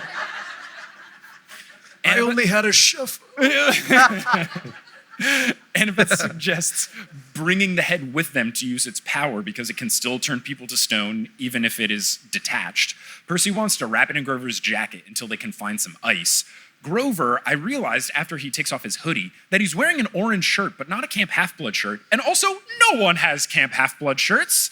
There's multiple people in the crowd here with Camp Half-Blood shirts. It's like a big thing. It would be like if Harry Potter, they were just like, no robes. It's just such a weird decision. Percy then finds the pearl on Medusa's bracelet, so they take it. They get back in the car. Grover, the only person without feet, is the one to drive the car. A choice. He's hoofing it. Hey! The map then tells them to go to the Parthenon in Nashville, which is not where they go. This will be a fun game. They go to an American tourist attraction instead of Nashville. Do you have any guess as to where they would go? I will say, as the exact opposite of the Nashville thing where they're like, it's the Greek one, it is not Greek at all. It's just a tourist attraction. Oh, wait, I'm sorry. You're saying in the book they go somewhere else? In the book, they don't go to the Nashville thing at all. They go somewhere else. What's my hint? It is not Greek at all. It's just like a U.S. tourist attraction. The Grand Canyon. Good guess. Ooh. St. Louis Arch. Okay. They go to the St. Louis Arch, which, like, as they're just going across to L.A., like, yeah, it's on the way, sure. Gateway to the West. Yeah. So that could be a thing. But Chris Columbus just goes, no, it's not Greek enough. Let's go to the Greek thing. So they go to Nashville. I was furious.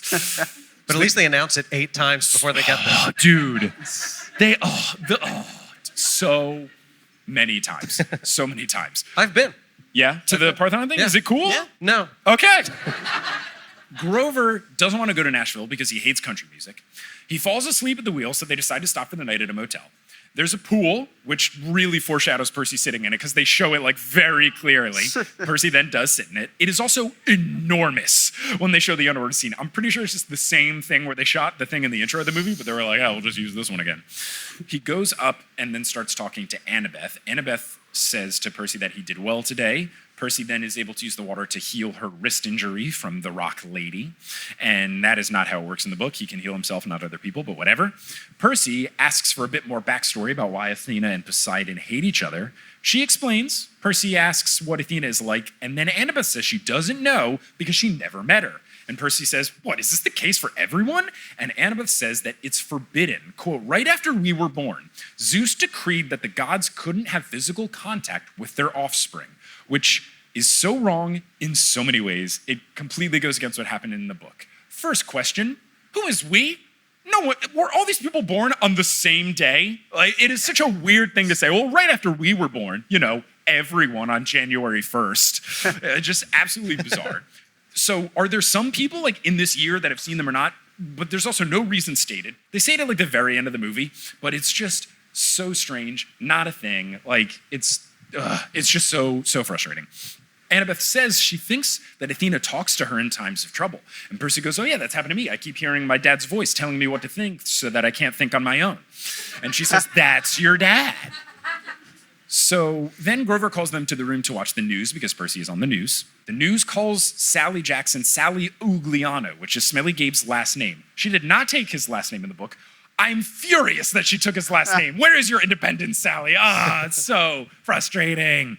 Smelly Gabe is on the news. He says that Percy is like doing drugs and alcohol and he kidnaps Sally. And then the cleaning lady sees the beheaded Medusa and screams, so they decide to leave. I guess they didn't sleep. But the whole reason they stopped and didn't do it. Nope, but who cares? Because it's the morning, and now we're at the full-scale Parthenon Park, the Parthenon, and they're in Nashville. Well, but before they get to the Parthenon, they have to say, quote, wow, that's amazing, a complete replica of the Parthenon in Nashville. We literally see it. We see it, and then we see a sign that says The Parthenon. The Parthenon Park or whatever, and there's like 3 things in a row. It's ridiculous. There are also, when we're doing the pan of the people at the park, there's a lot of people at the park. There's 3 children absolutely losing their minds over one of those guys doing the giant bubble thing, which is true to form. But you can just see 2 kids go like, oh my God! And then one guy puts his hands over his head like, no way! Oh, it's so good. It's so good. So yeah, so they go inside and then they see a huge statue of Athena wearing a diadem with the pearl in it. The plan is that they're going to wait in the bathroom until the place closes, and then they'll go get it after hours. So they are going to use the flying shoes, but there's 5 janitors here. Annabeth says that she's got this. And I was like, oh, she's going to use her trademark invisible hat. This is like her trademark thing, much like Percy Invisible has hat? the sword. Yeah. She has a Yankees hat that when she puts it on, she turns invisible. Okay. It's like her most famous iconic thing. So when I first watched this, I was like, oh, cool. This will be neat. She'll sneak around. No, she brings out a crossbow and then just shoots everybody. Now, Also, in a particularly dangerous way. Like the one guy falls off a ladder. Yes. Yeah. Yes. He for sure breaks both of his legs. There's no way. Yeah. Grover, though, does have a funny line when she's shooting people. He goes, "Those are working class Americans," which is actually That is funny. But also the ladder guy, like the way he falls onto the like base of the statue. Yes. What was he doing on the ladder? Was he just on a ladder in the middle of the atrium? There's nothing there. Oh, that's a good call. I'd have to relook that, but yeah. Yeah, he's like down. just on a ladder just because. Yeah. Well, look, had to get the dramatic stunts in, I guess. We learn, Annabeth goes, "Don't worry, they're not dead. They're just unconscious, so they're Except tranquilized." for that one guy whose legs are shattered. Absolutely And I love, destroyed. she's like, we've got 30 minutes. And then it cuts to them. They've dragged all of the people off. So I'm like, we've lost 15 of our 30 minutes just getting these bodies somewhere else. Ridiculous. Annabeth busts out her laptop and then video calls Luke in undescript, unbranded video call service. Who gave them the Wi-Fi? I She had a hotspot in 2009. They go on a call with Luke, and Annabeth asks, quote, "How do we turn on the shoes?" Not how do we use the shoes, how do we command the shoes, how do we turn on the shoes? Luke says that Percy has to build up speed like a jet on a runway. And then Percy gets him working, flies, almost gets the pearl, climbs up and grabs it. And then I guess Annabeth and Percy just became best friends because they said 2 words to each other in the pool because Annabeth gives him a very excited, "Yeah, Percy," when he gets it. And then when he comes down, he gives her a very sultry hug, like a big 2-arm over the shoulder, holding in place, like a genuinely smooth kind of move if you're a teenager kind of thing. But then he sees the 5 janitors forming in a horizontal line. Don't want to see that. They all speak in unison, don't want to hear that, and they demand the bolt. One burps fire, and then they morph into the Hydra. Now, this is a problem because the Hydra is a major monster in the second book. So what are they going to do? I can't imagine what's in the second movie. I hate this movie so much, and the resounding comments that everyone has ever told me in person, online, in the chat of the Patreon stream, everyone was just You've like, never seen it. Never seen it. Everyone was just like, just wait for the second one. I want to watch it with you. Yeah, let's do it. There was one particular quote where someone, I think, made an Instagram comment that said, "I watched the first movie and thought this couldn't be worse. And then the second one said, oh, this is how," or something like, "How could it be worse than this?" And the second one proved it. So they turn into the Hydra. And then there's a fight scene. Percy loses the pearl. A fight ensues. Percy flies up with the shoes. He starts slicing off their heads, which of course is bad. Grover is the one who's supposed to be using the shoes in the books, but whatever. And then Percy tells Annabeth to distract it while he gets the pearl. So he goes to get it. She starts firing arrows because I guess she's Thalia now, a different character whose trademark thing is a bow and arrow. Percy then commands the water from the water fountain to surround the Hydra, which makes me upset because in the books, he does this to get rid of Clarice, who's bullying him. She tries to give him a swirly, and then he makes all of the toilets explode, and then the water gets her, and then he says he's Supreme Lord of the Bathroom, which is great. So now he's just like Supreme Lord of the Water Fountain, I guess. But they do the water, they distract him, they try to get out. The door is locked, so they don't think that they can get out. But then Grover uses the Medusa head to turn the Hydra to stone.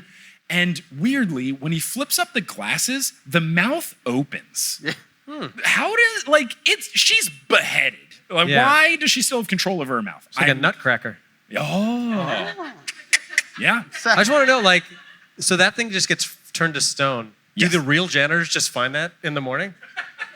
Are there real janitors? Are these very dedicated method actor Hydra, where they're like every day? No, I gotta work those are this fake 9 to janitors, 5? but there must be actual janitors who just walk in and find this stone Hydra. Oh, like the day shift janitors? Yeah, maybe? yeah. Oh, I guess they're really like, oh, I guess it's a new installation. So they have the statue. It does look kind of cool. Talk about an installation in progress. I'll tell you what.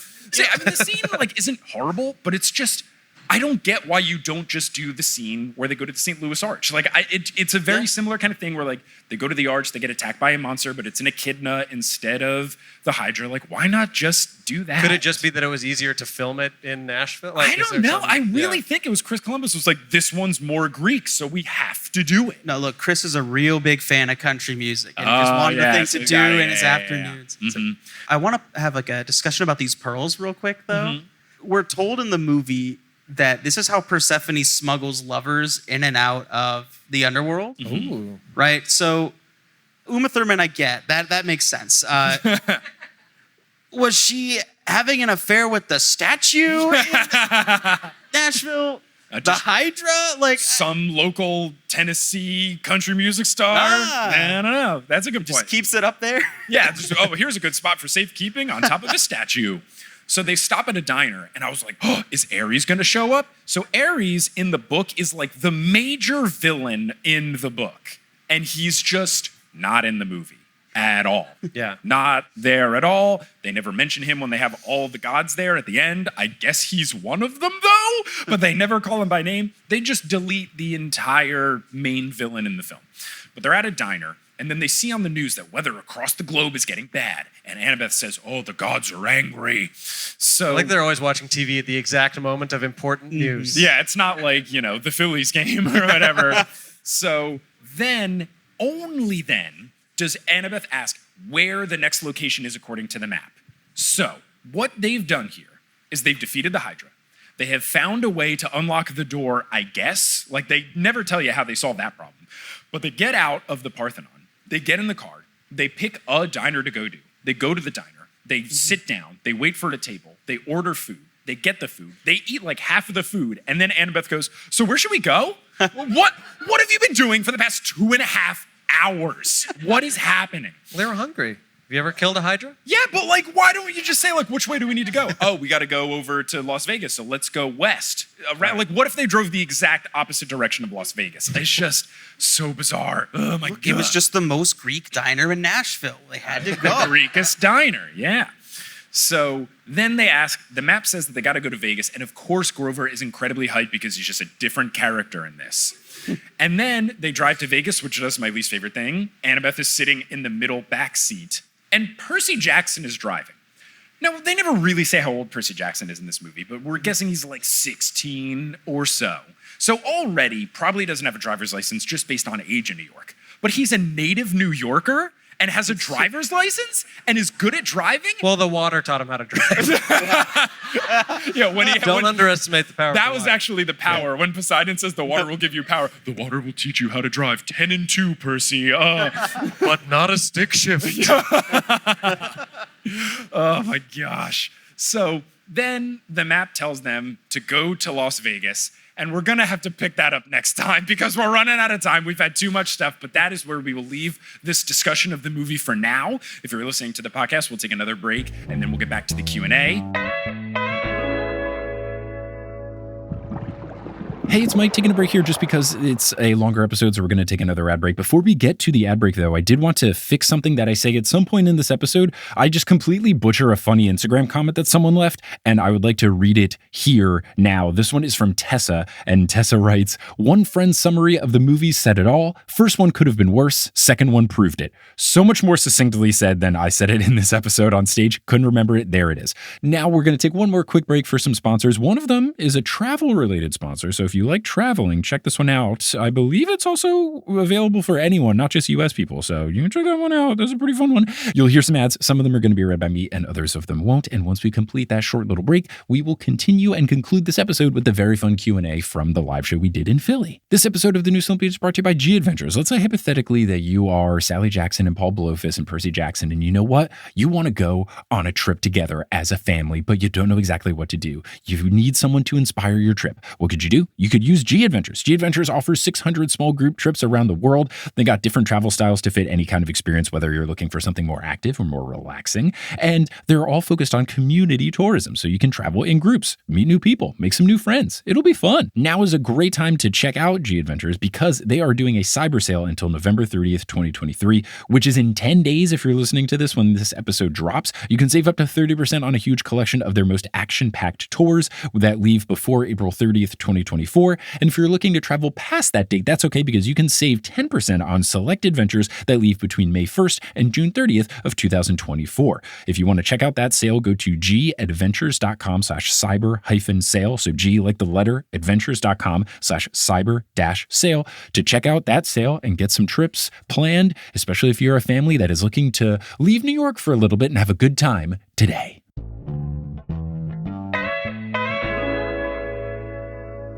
Let's get into Q&A. Woo! Yeah. So, shout out to everybody who sent in questions. There are quite a few, so let's get to them right now. This first one is from Jill. Jill says, "Hi, I'll be at the show tomorrow." So this is dedication. This is why I picked the question, Jill. "I'll be at the show tomorrow and was hoping to ask a question for the Q&A. What god or goddess best represents Philly? Thank you. Looking forward to seeing you. Big fan of TNO, Horse and Potter." So, the god? The god Gritty. Oh, I like it. I like it. I like it a lot. I don't know. I'm trying to think because I could see, I would probably go Dionysus just because I feel like Philly is like a fun kind of like party town. You know, certainly alcohol flows at certain events. So that would be my thought. Do you have a Philly god or goddess choice? Local Texan Stephen Parra. Yeah, I know a lot about Philly.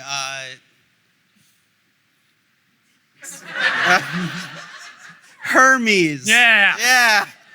So this one is from Roshan. Roshan says, "Hello from your neighbors in West Windsor. The subject line of Central Jersey is real. As a Central Jersey boy, I'm very, very, very happy about this." So I don't have a question regarding PJO, but I wanted to ask if you can tell us about your love for Di Lorenzo's in Robbinsville and how tomato pie is different from pizza. Also, shout out, I'm here celebrating my 30th birthday. Thanks for a great show. Happy birthday from Roshan and Anita. So I am from Central Jersey. I am from Robbinsville. I don't prefer the Robbinsville Di Lorenzo's. I go to the Trenton one, and I went to like the OG Trenton one. Now I would go to the new Trenton one. The Robbinsville one is fine, but I just think the Trenton one is like a step above. But tomato pie is definitely a different thing from pizza.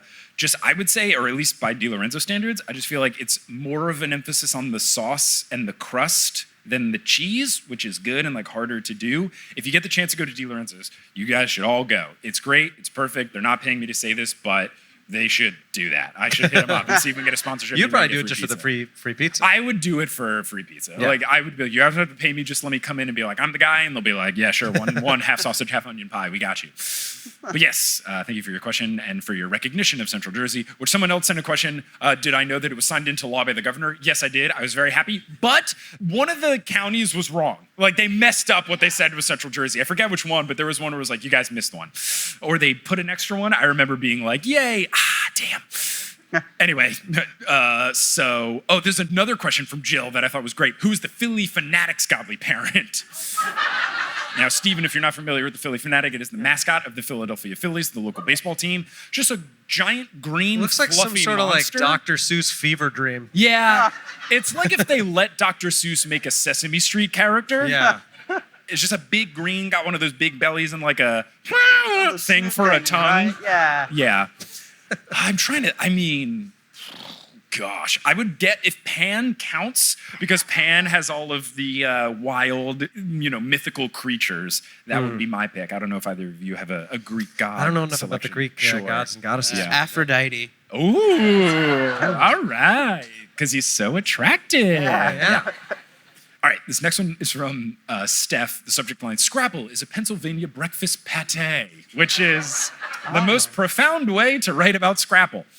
Hi, Mike, Adam, and Dr. Parra, longtime listener, first-time caller. I have two questions. One, Mike, love the socks. What's on them? They are new. First time wearing them. One of them has Shaggy surfing, and one of them has Scooby-Doo surfing.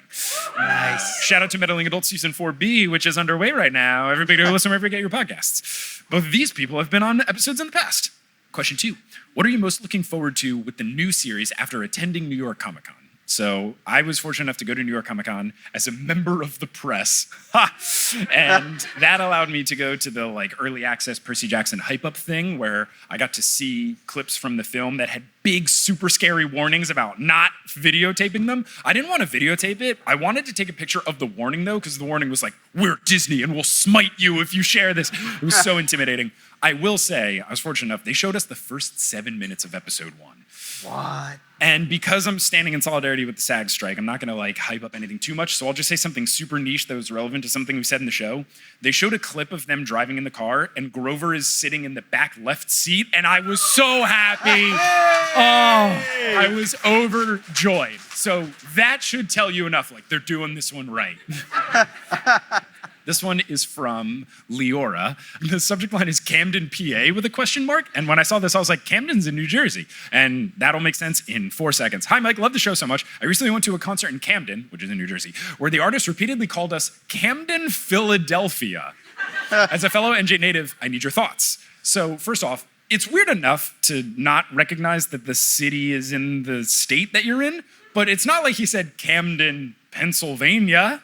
He said Camden, Philadelphia. Hey, Boston, Portland, what's up? Super strange. Can I tell you something? When I was in 4th grade, I grew up in Illinois, moved to New Jersey, and the first question somebody asked me when I said that I was from Illinois was, Illinois, isn't that the capital of Chicago? I was like, you are wrong on so many levels that I don't even know how to answer that. For the record, Springfield is the capital of Illinois. Silent S. Nice.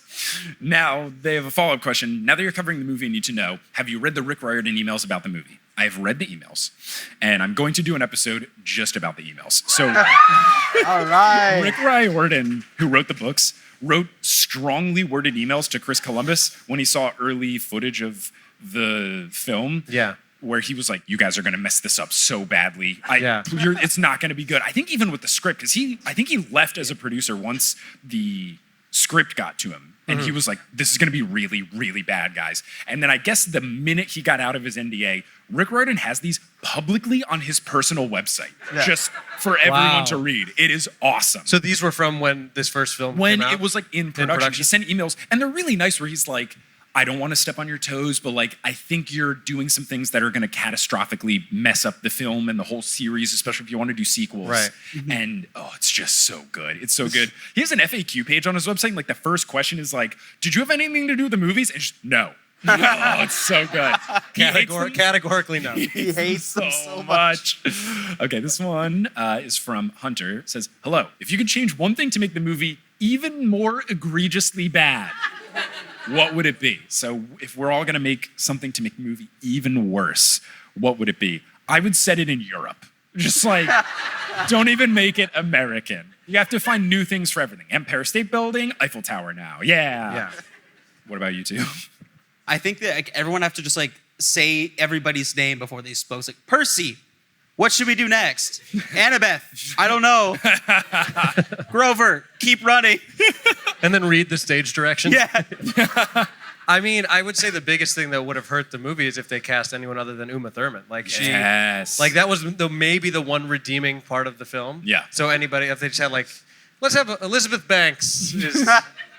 No disrespect to Elizabeth. Yeah, sure. I was trying to think of someone random, but I don't know. Yeah. This one is from Maggie. Maggie says, if you could have the legs of any animal, who would you choose and why is it a pigeon? Also, I think Percy didn't notice Grover's legs because of the mist. So that's poorly explained in the movie, but the mist is supposed to make mortals have a harder time seeing the truth. So maybe it was just that, but they really didn't explain it very well in the movie. So if you could have the legs of any animal, what would you choose? Maybe kangaroo, because then I could dunk. Yeah, that could be fun. Yeah. That could be fun. What about you? I don't know. Do you think cheetah legs would work if there's only 2 of them? I had that same thought. I was going to say that, and then I thought kangaroo. Wow, great minds. Yeah, I don't know, because they run on all 4s. Yeah. I got nothing. Okay. Yeah. Then there's a quick one here, and then we'll do our final question. This one is from Mercedes. Mercedes, the subject line is, Doylestown is a borough in the county seat of Bucks County in Pennsylvania, United States, which is apparently Wikipedia's description of Doylestown. Mercedes asks, what is a good niche Percy Jackson Halloween costume? So I would say, and they also said, not going to dress up as the film adaptation. That would be too scary. Nice. I've said it on the pod, but people should do it and then credit me when people ask your costume. You should dress up as Supreme Lord of the Bathroom, which like dress up is basically like King George from Hamilton, but out of like toilet stuff. So you have like a toilet wand instead of a scepter, and then like frilly things made out of toilet rolls. That would be my pick. That's my recommendation to you. Any other Halloween costume ideas? Just be Darren, the guy at the pinball machine. Darren, the guy at the pinball machine, is good. He does show up. That guy who's all groovy and Great Escape's the best movie this year. Yeah, we learn he's Darren. He spells his name Darrin. So also spooky. All right, so this is the last question. It's fantastic. So this one is from Bianca. Subject line, Philly versus everybody. And it says, one of Philly's chants for sports is nobody likes us, don't care, which is good. I really do enjoy that. Tyson's battle cry is peanut butter. What battle cry would you have going into battle? Love the show and the podcast. So if you're about to lead your people into a battle like Capture the Flag, where you're just trying to murder everybody else in this cabin where everybody's 30, if you had a battle cry, what would it be? I would probably just yell something like, what's that over there? And then blah, blah, blah, blah, blah, blah. What would yours be? Oh, mine? Yeah. The wounds I'm about to afflict are mine and mine alone and do not reflect the desires of any medical excuse that exists. Disclaimer. Anything for you? I don't know that that's going to be topped. Yeah, it's a pretty good one. Well, pretty solid. Now, that is the final question of the show. Thank you all so much for coming out. Give yourselves a round of applause for making it out to the show. Give it up to Adam and Steven for being incredible guests. Give it up to Kelly for running the merch table. But thank you all so much. Give it up also to everyone here at City Winery that helped out. It was such a smooth production. Sophia on sound, CC in hospitality, everybody we were emailing, so great, top to bottom. Could not have a smoother production. It was so fantastic. Also, give it up to Aaron and the folks who are filming the show for future documentary purposes. So we get to see some fun video stuff from it. All good stuff. Thank you all so much. I really do appreciate it. And this was a wonderful time. Always have a fun time here in Philly, aka Doylestown. I'm so glad I got to make the whole Doylestown thing come to be. I'll explain that joke to you after, so you're wondering why I've been calling it Doylestown for the past 2 hours. But until I come back to Doylestown or Philly or wherever in the state of Pennsylvania to do a live show, until then, thanks so much for coming out, everybody!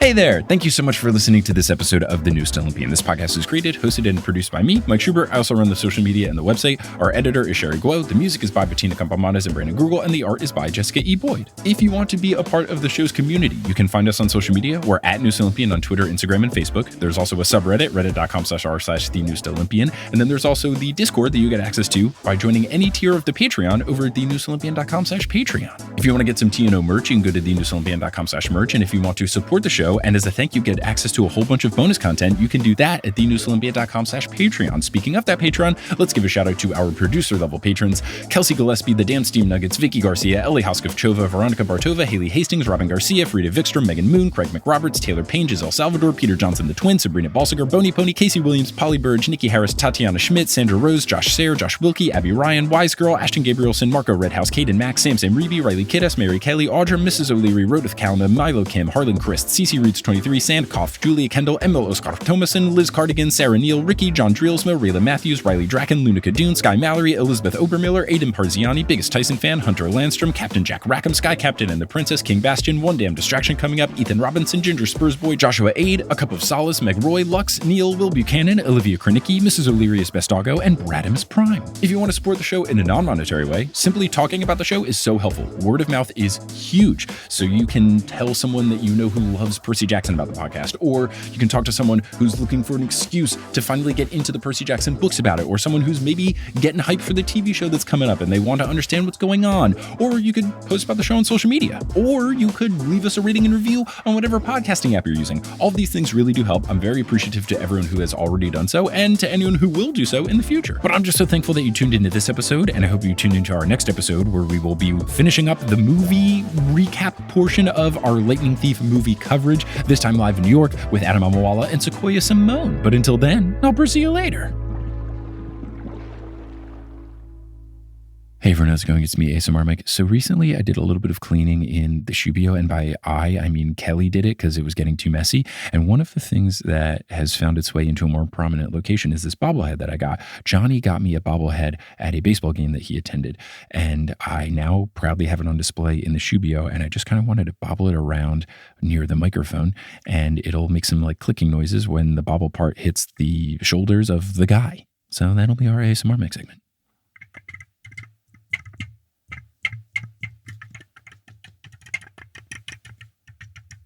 Some good bobbling content. Thank you so much for listening.